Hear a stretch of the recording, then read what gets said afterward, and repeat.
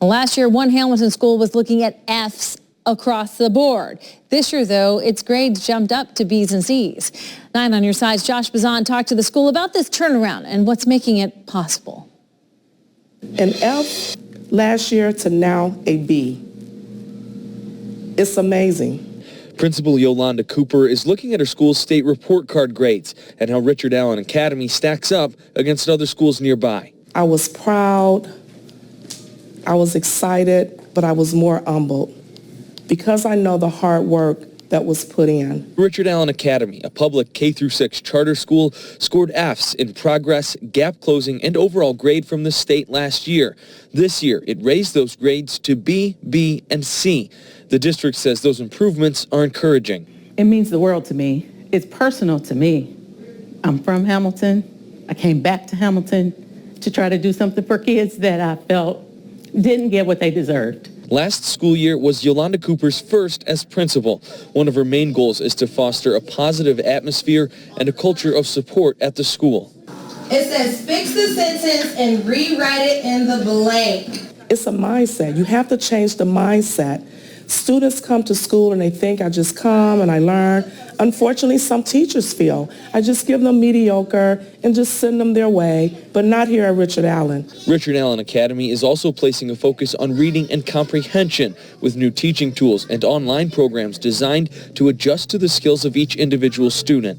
Being able to establish a calm setting for the students to be able to learn and thrive, connect with parents in the community. I think that's made all the difference. The school did get one F in achievement this year. Cooper acknowledges there's still room for improvement, but says the grades show the school is headed in the right direction. In Hamilton, Josh Bazan, 9 on your side. Dr. Cooper, it is good to be with you this Friday evening and to talk to you about your success in turning around your school. Last year was my first year with Richard Allen.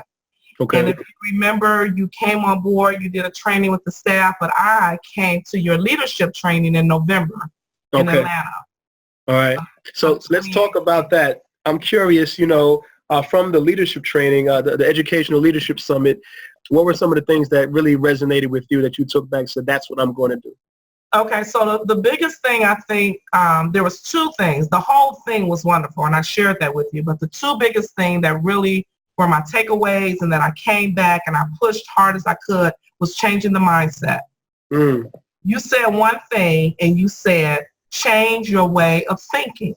That was one of the biggest things. And the next thing you may not remember is you said, what is it do you see yourself as being? You said sometimes you have to change your name. And then you share with us videos of other schools that you worked with that actually kind of changed their, what were you talking about? Changing branding. Your branding. Yes, your branding. And you use different scenarios with Coca-Cola and how they change. They don't leave their core product, but there are some things they change to attract people. And you showed us different schools that had changed their, they kept their name, but then some changed the name. It didn't take away from the school, but it gave people a different perspective of the school. And so I'm going to send you a picture because I want to show you that after that meeting, I started calling us Richard Allen Academy of Greatness. Wow. And everywhere we go, I have polos that were made. You talked about that in the training. I have polos that I gave all the staff that says Richard Allen Academy of Greatness. When I speak with the kids, I say, welcome to Richard Allen Academy of Greatness. I had signs made, and I have one on the school. I'm actually going to take a picture and show it to you. Wow. So we are Richard Allen Academy of Greatness and changing the mindset. I told the teachers, I told the students, I told the parents, we have to change the mindset. I lost 4 people because they could not take the heat. Wow. One thing you said, you got to protect your rep, and you have to be professionals at all times. Yes, ma'am. And I know you said that. I know you remember saying that. Yeah. So I began to hold teachers, parents, students, even parents that wanted to come in here and talk crazy. I said, we're going to be professionals. We're going to have a tone, and we're going to meet together. Because at the end of the day, we're Richard Allen Academy of Greatness. That's right. Everything we do is great, huh? That's great. The mindset with testing. I believe those scores went up because the mindset of the kids. the students, again, this is my first year, so you have teachers who were here, and they say they never seen kids take their time testing the way they did. Mm. And I said, because we changed their mindset that you are great. So if you're great, you have to prove it. You have to take your time. Mm. It impacted on how we entered the building. It impacted on how we speak to each other. Mm. It impacted on how you approach your learning. Because if you're great, and I tell them every day, they'll tell you that you're the greatest of the great, there's none like you, only you can prove it wrong. Now, if you're going to prove to the city and those out there that you're great, then you show me great behavior here. Wow. And speaking of that poverty mindset, yes, we are 100% free and reduced lunch in this building. 48% Hispanic, the rest African Americans. But I told teachers, and I've seen it, but you taught us something in that training. You said there's a difference between empathy and having sympathy and pity. Yes. You Yes. taught us that. Yes. We have to change our mind on how we look at this poverty mindset. And I told them they would give excuses. Well, you know, they probably can't do well on the test because one time she said, you know, I'm not sure if she slept well last night. I'm not sure if she was able to get her uniforms washed. I said, so she don't get to take the test because she didn't sleep well?